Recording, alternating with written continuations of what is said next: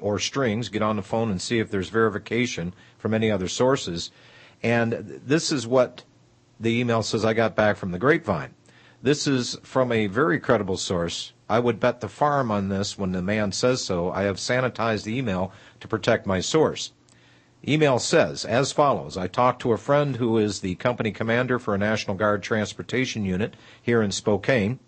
They have heard the same news but didn't have any specific details. They don't have much weapons outside their M16s and their 9mm, but they do know that the National Guard units around the nations are being stripped of their heavy crew-served weapons. The Montana National Guard has been stripped of its M1 Abrams and made into a hazmat and water purification unit. Now, the Camo unit in Moses Lake, the National Guard, has been stripped of all of its Camo gear and is being reassigned as truck drivers for the Spokane detachment. Doesn't sound too good. All National Guard returnees here report direct to Fort Lewis and are not being released. Most are being sent back to Iraq. A lot of National Guard folks are quitting in disgust. Those who stay are getting promotions over those who don't re-up. And the email finishes out, well, I guess you know what this means. It looks like the capital S with a hit is about to hit the fan. Now, I will stop there because this has private information that I won't put out. But there it is. So, Steve, you know what we know. Okay, well, may we all live. I got the same reports, incidentally. You did, Bob? Yeah. Yeah. Mm-hmm. And I don't doubt the reports. Posse Comitatus is out the window. And folks, if you don't know why Posse Comitatus was brought in, okay, it was what old Abraham Lincoln did with federal troops. And there was much disgust over this deal, so they passed Posse Comitatus back in the third quarter of the 18th century, for gosh sakes, or should I say 19th century. And they decided to repeal this. We now have active military groups here inside the United States. For what reason? Oh, is it because the economy is going to crash? The people aren't going to be polite waiting for government cheese or being told if you want food stamps, you got to give up your weapons? We just don't know.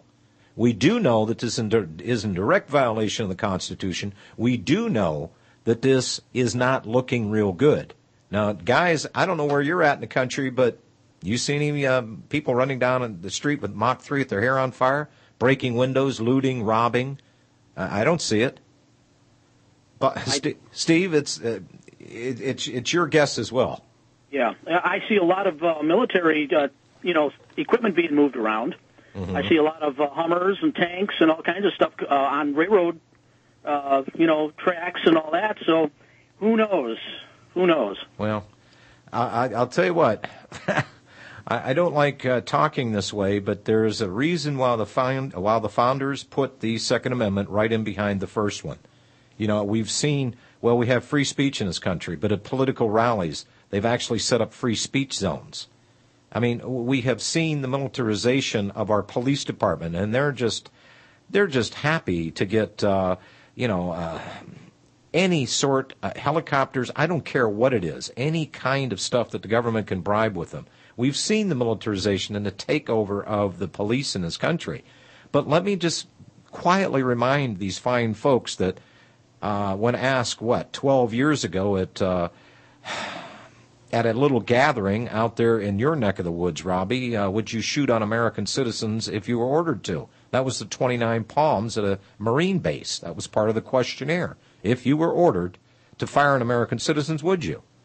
Well, things have gotten a lot more interesting. Now we have terrorists all over the place. Osama's hiding under your doorstep. We've seen the militarization of the police. The terrorism is all around. So, folks, don't be shocked. I mean, weren't people shocked when you went to a Dallas football game and you saw people in camo outfits standing around with MP5s?